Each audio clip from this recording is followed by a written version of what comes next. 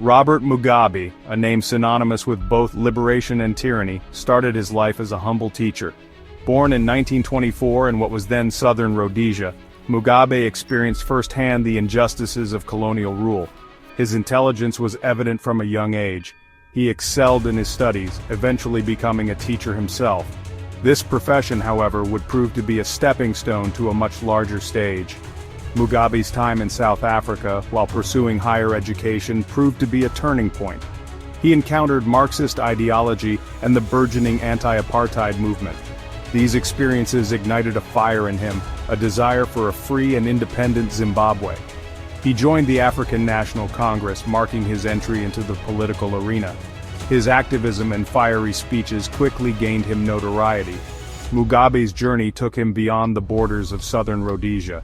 He spent time in Ghana, immersing himself in the ideas of Pan-Africanism.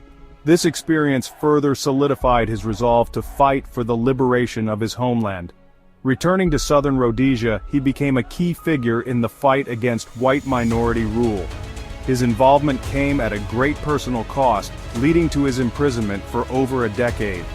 Despite his incarceration, Mugabe remained a potent symbol of resistance.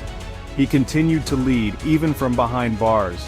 His determination and commitment to the cause of liberation resonated with many, cementing his place as a future leader of Zimbabwe. These early experiences shaped Mugabe's worldview and set the stage for his tumultuous reign as the leader of a newly independent Zimbabwe. His journey from a teacher in a small village to a revolutionary leader was just beginning. The 1970s saw Rhodesia engulfed in a bloody civil war. The predominantly black population, chafing under the yoke of white minority rule, rose up in armed resistance.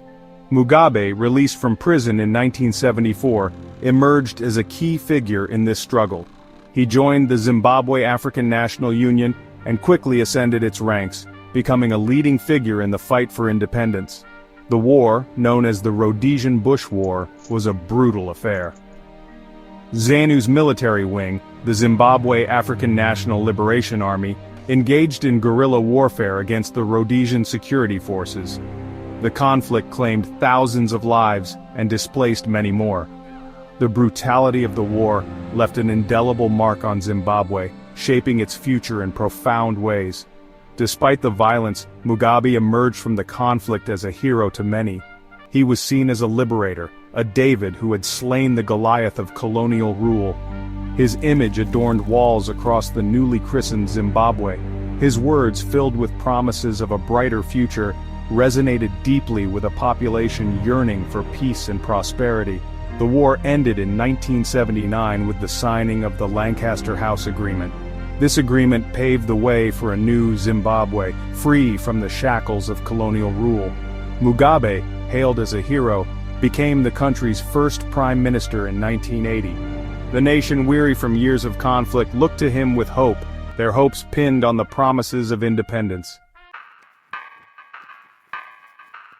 The early years of Mugabe's rule were marked by a spirit of optimism and reconciliation. He reached out to the white minority, urging them to stay and help rebuild the nation. He implemented policies aimed at healing the wounds of war and fostering unity among Zimbabwe's diverse population. This period saw significant progress in education and healthcare. Mugabe's government invested heavily in social programs. Schools were built, and healthcare access was expanded, particularly in rural areas previously neglected under colonial rule. Literacy rates soared, and Zimbabwe became a beacon of hope for a continent struggling with poverty and underdevelopment. The country, once known as the breadbasket of Africa, seemed poised for a new era of prosperity. The international community, impressed by Mugabe's early reforms and moderate stance, poured aid into Zimbabwe.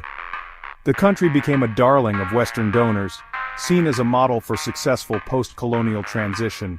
Mugabe, the eloquent statesman, graced international forums, charming world leaders with his charisma and vision for a new Africa. However, beneath the veneer of progress and reconciliation, cracks began to appear. Mugabe's government, while preaching unity, started to consolidate power. Political opponents, even those who had fought alongside him during the liberation struggle, found their voices increasingly stifled. a sense of unease began to creep in, a growing fear that the liberator might be morphing into something more sinister. The mid-1980s saw a darker side of Mugabe emerge. Faced with dissent from within his own party, he unleashed a reign of terror that would come to define his rule. The target of his wrath was the Ndebele people, primarily concentrated in the Matabeleland and Midlands provinces, and their political party, ZAPU, led by his former comrade-in-arms, Joshua Nkomo. Mugabe's instrument of terror was the North Korean-trained 5th Brigade, a special unit of the Zimbabwean army notorious for its brutality. Under the guise of quelling dissident activity, the 5th Brigade embarked on a campaign of systematic violence against the Ndebele people. Villages were razed, men, women and children were tortured and murdered, and mass graves became a chilling testament to the regime's brutality. This period, known as the Gukurahundi, a Shona word meaning the early rain that washes away the chaff before the spring rains, saw an estimated 20,000 Ndebele civilians killed. Mugabe, initially dismissive of the atrocities, later admitted to the killings, calling them a moment of madness.